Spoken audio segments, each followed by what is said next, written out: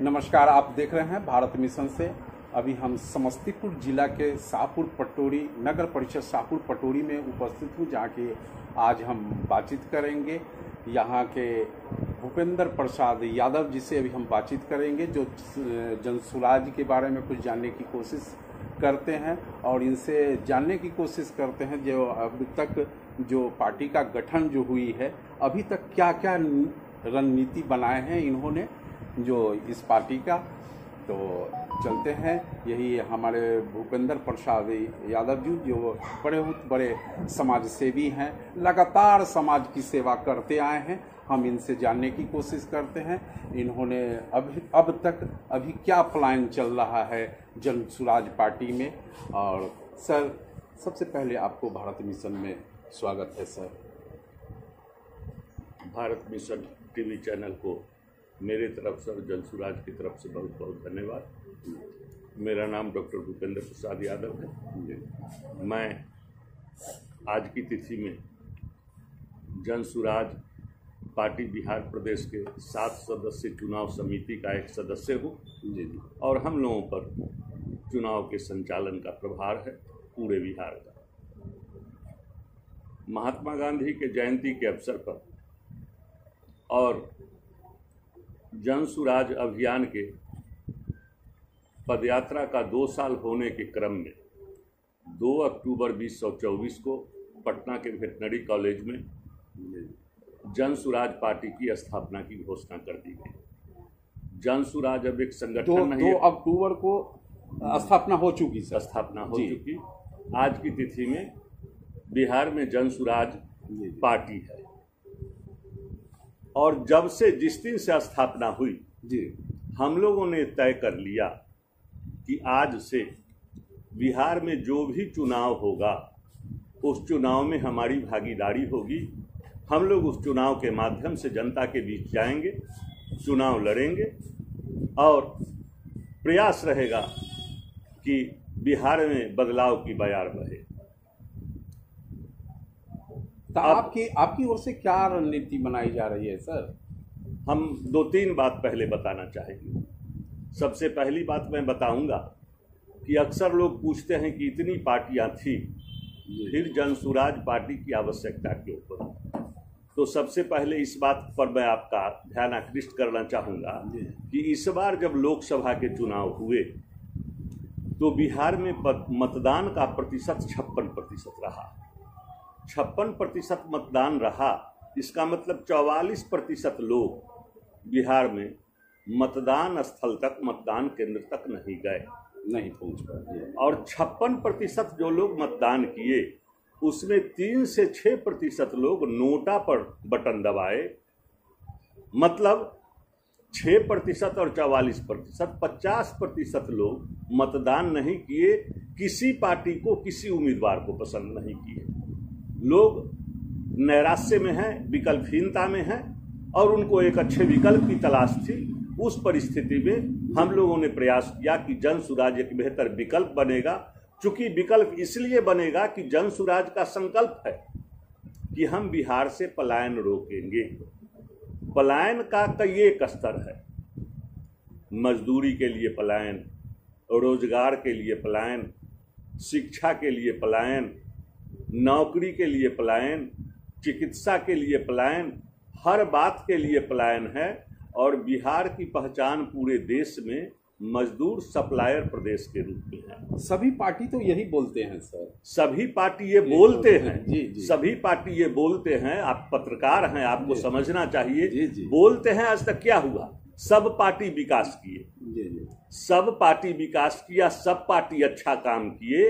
इन 75 साल में एक दिन भी प्रधानमंत्री और मुख्यमंत्री का पद खाली नहीं रहा और सब दिन एमएलए एमपी का वोट होते रहा है।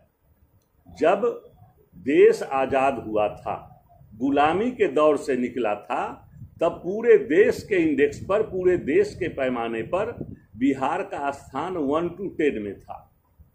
शिक्षा के मामले में, चिकित्सा के मामले में, रोजगार के मामले में 1 to 10 में था।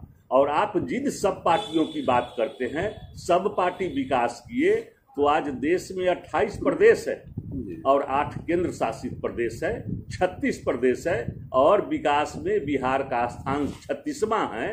तो आप विचार कीजिए कि बोलते हैं तो हुआ क्या, बिहार का स्थान पूरे देश में 36वें नंबर पर। जी जी। और हम लोगों ने तय किया 40 पर लड़ेंगे क्या? 243 पर लड़ेंगे। 243 के 43 पर ही लड़ेंगे। जी बिल्कुल 243 पर लड़ेंगे, किसी से कोई समझौता नहीं। जनसुराज पार्टी अकेले अपने दम पर पूरे बिहार का चुनाव लड़ेगी। अभी हम आपको बता रहे थे कि 4 जगह उपचुनाव होने हैं, तो चारों जगह हम लोग चुनाव लड़ेंगे और पूरे बिहार में हम लोगों ने तय किया है जिसकी जितनी भागीदारी उसकी उतनी हिस्सेदारी। बिहार में हम लोग 40 महिला को चुनाव लड़ाएंगे। बिहार में 40 लोकसभा निर्वाचन क्षेत्र हैं और 40 लोकसभा निर्वाचन क्षेत्र के प्रत्येक लोकसभा निर्वाचन क्षेत्र के एक विधानसभा क्षेत्र में हम महिला उम्मीदवार देंगे। अकलियतों की जो संख्या है, जो आबादी है, उनके अनुसार हम उनको उतना उम्मीदवारी देंगे। अति पिछड़ों की जो आबादी है उसके अनुसार हम उनको भागीदारी देंगे, उनको उम्मीदवार बनाएंगे। और हम लोगों ने समाज को विकास करने की दृष्टि से 5 वर्ग में चिन्हित किया है। अनुसूचित जाति, अति पिछड़ा, अकलियत, पिछड़ा और सामान्य वर्ग। अभी आपने देखा कि जितनी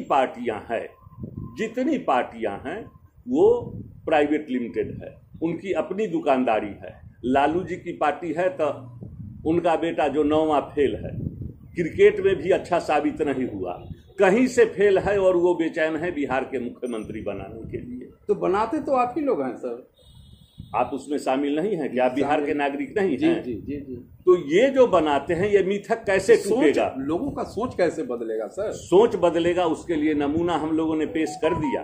अभी 2 अक्टूबर को जब जनसुराज पार्टी का गठन हुआ तो हम लोगों ने कार्यवाहक अध्यक्ष की घोषणा किया। और हमारे कार्यवाहक अध्यक्ष कौन है जानते हैं?